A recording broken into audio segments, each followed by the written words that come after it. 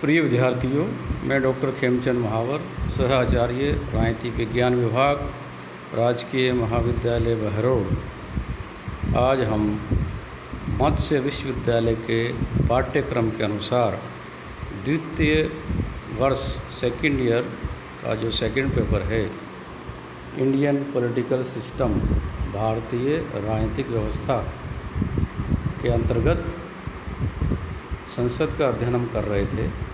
जैसे कि आपको विदित है कि संसद का मतलब है लोकसभा प्लस राज्यसभा प्लस राष्ट्रपति। उसका अध्ययन हम पहले भी किया था। अब हम राज्यसभा और लोकसभा में अंतर को स्पष्ट करेंगे। ये अंतर वैसे तो सामान्य ही है, किंतु फिर भी विद्यार्थियों को परीक्षा के दृष्टिकोण से, चाहे वो प्रतियोगी परीक्षाएं हों, चाहे वो बीए या एमए की परीक्षाएं हों, उस दृष्टिकोण से ये अंतर आना चाहिए। उस दृष्टि से हम राज्यसभा और लोकसभा का अंतर करते हैं। तो सबसे पहले राज्यसभा का जो सदन है वो उच्च सदन कहलाता है, राज्यों का सदन भी कहलाता है।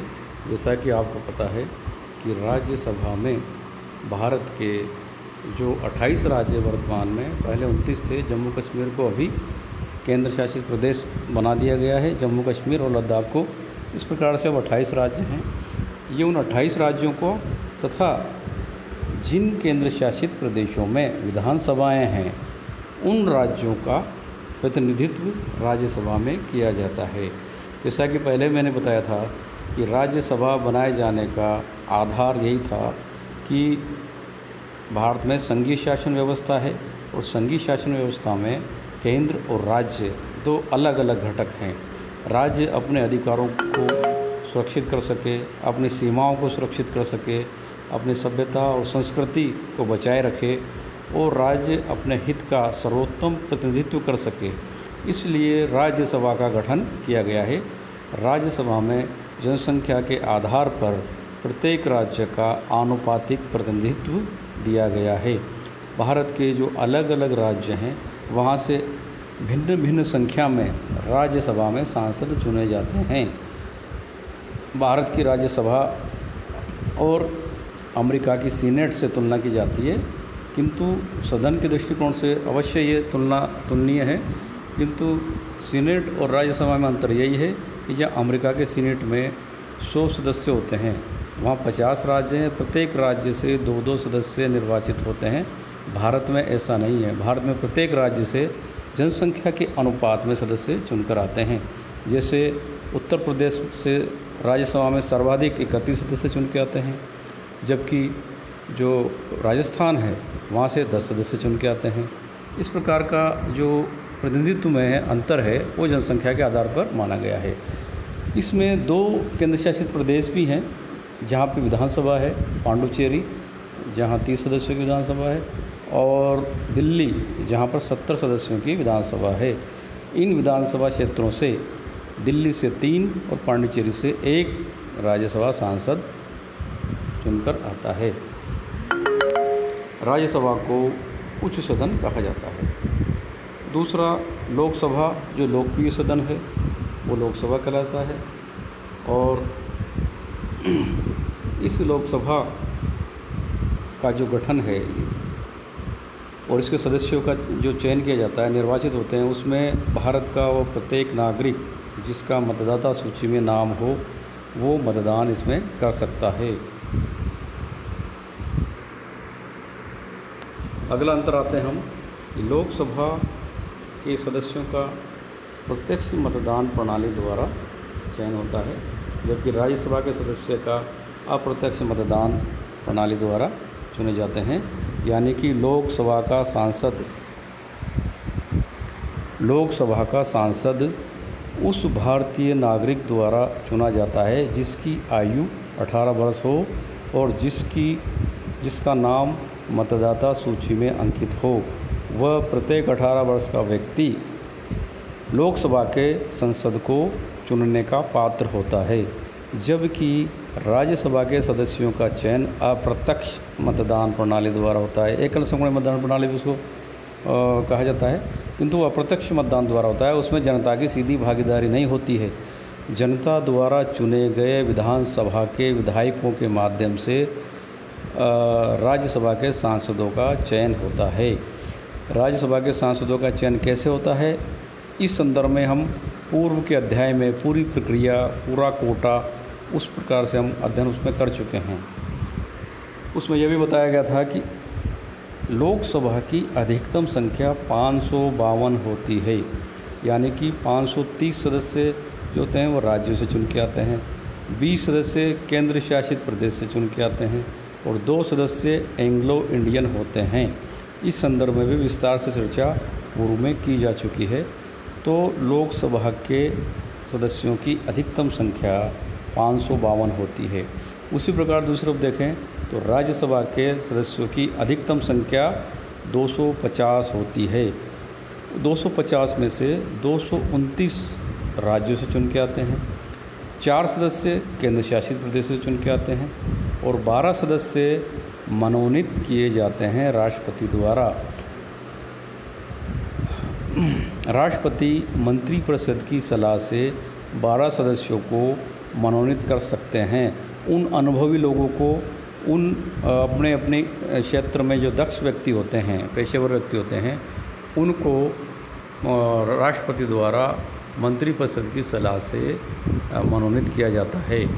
वो 4 फील्ड माने गए हैं, 4 क्षेत्र माने गए हैं, जिसमें से समाज सेवा है, कला है,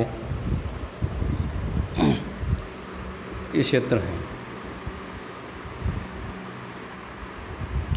इसके बाद हम लोकसभा के कार्यकाल पे आते हैं। लोकसभा का जो कार्यकाल है वो सामान्यतः 5 वर्ष का माना गया है। ये 5 वर्ष अधिकतम है। ये उस स्थिति में है जब सरकार के पास सदन में बहुमत हो।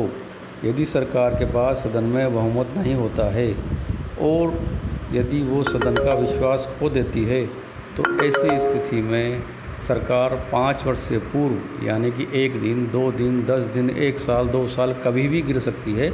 इसलिए लोकसभा को अस्थायी सदन कहा गया है। इसे अटल बिहारी वाजपेयी जी की जो सरकार थी वो 11 दिन तक चली थी। विश्वास मत या वांछित मत जो 272 का आंकड़ा है वो नहीं होने की वजह से सरकार किसी भी समय विघटित हो सकती है। उसी प्रकार राज्यसभा जो है उसका कार्यकाल सामान्यतः गणना के आधार पर 6 वर्ष निर्धारित किया गया है।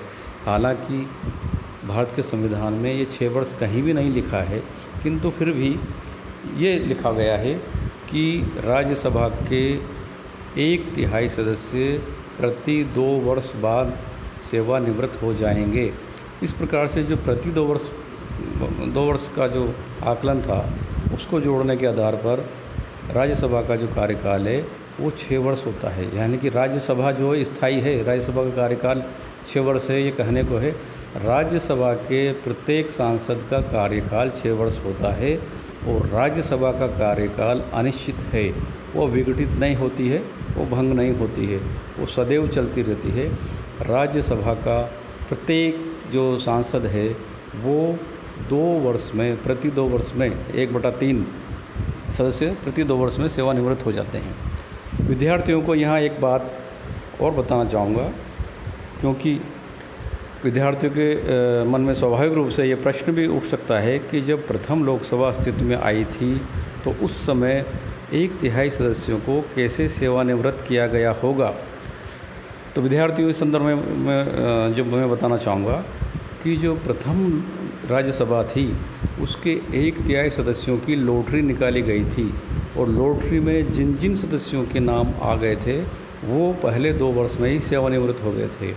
उसके बाद अगले 2 वर्ष में फिर से लॉटरी सिस्टम निकाला गया और जिन जिन के नाम आए वो सेवानिवृत्त हो गए। यानी कि पहले जो सेवानिवृत्त हुए थे प्रथम 2 वर्ष में, दूसरे जो सेवानिवृत्त हुए थे वो अगले 4 वर्ष में हो गए।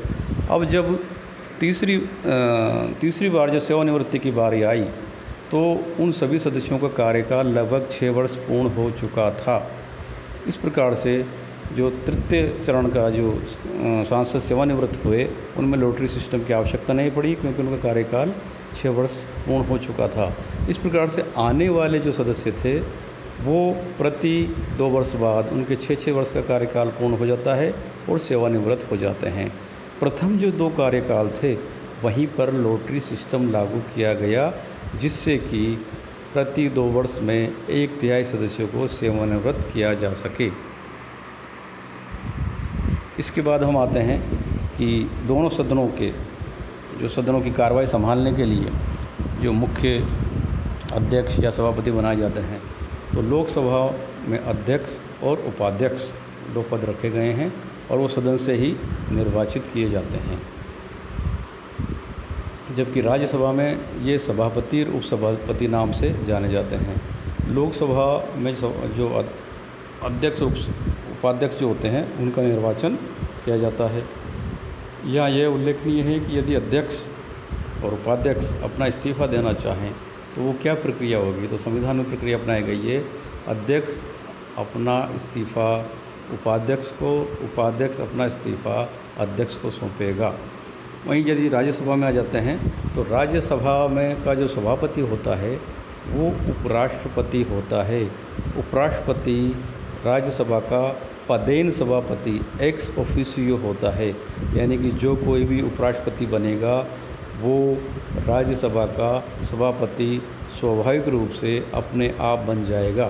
किंतु यहाँ पे जो प्रक्रिया अपनाई गई है कि भाई सभापति को यदि त्यागपत्र देना पड़ा तो इस्तीफ़ा किसे देगा, तो सभापति अपना इस्तीफ़ा उपसभापति को नहीं देगा, क्योंकि सभापति उपराष्ट्रपति भी है, वो अपना इस्तीफ़ा राष्ट्रपति को देगा और उपसभापति अपना इस्तीफ़ा सभापति को देगा। इस प्रकार से ये प्रक्रिया अपनाई गई है। इसके बाद हम विधेयक के बारे में चर्चा करते हैं। हालांकि बहुत सारे विधेयक जो हैं वो दोनों सदनों में पारित किए जाते हैं, किंतु सामान्यतः जो विधेयक है, जैसे धन विधेयक की बात हम करें तो धन विधेयक हमेशा लोकसभा में ही पारित किया जाता है, राज्यसभा में पारित नहीं किया जाता है या नहीं लाया जाता है। लोकसभा में धन विधेयक पारित होकर राज्यसभा में जाता है। राज्यसभा को केवल इसे 14 दिन तक रखने का, विचार विमर्श करने का अधिकार है। यदि वह 14 दिन तक भी इस विधेयक को पे कोई विचार विमर्श नहीं करती है या नहीं लौटाती है तो वह लोकसभा की इच्छा से स्वतः ही पारित माना जाएगा। ऐसा नहीं है कि लोकसभा को अनन्य अधिकार है, बल्कि राज्यसभा के पास भी कुछ ऐसी शक्तियां हैं लोकसभा से अधिक ताकतवर है। जैसे राज्य सूची के विषयों पर यदि कानून बनाना हो तो वो विधेयक राज्यसभा में लाया जाता है। उसी प्रकार से अखिल भारतीय सेवाओं से संबंधित कोई विधेयक लाया जाएगा तो वह राज्यसभा में लाया जाता है। इस प्रकार से लोकसभा राज्यसभा परस्पर एक दूसरे की पूरक हैं। जहां लोकसभा संपूर्ण राष्ट्र का प्रतिनिधित्व करता है, वहीं राज्यसभा अपने अपने राज्यों का संविधान के दायरे में रहकर प्रतिनिधित्व करते हैं। किसी राज्य को क्षति न हो उसके लिए राज्य है और संघीय ढांचा बना रहे इसके लिए लोकसभा बनाई गई है। इस प्रकार से दोनों का अंतर सामान्य सा अंतर है। धन्यवाद।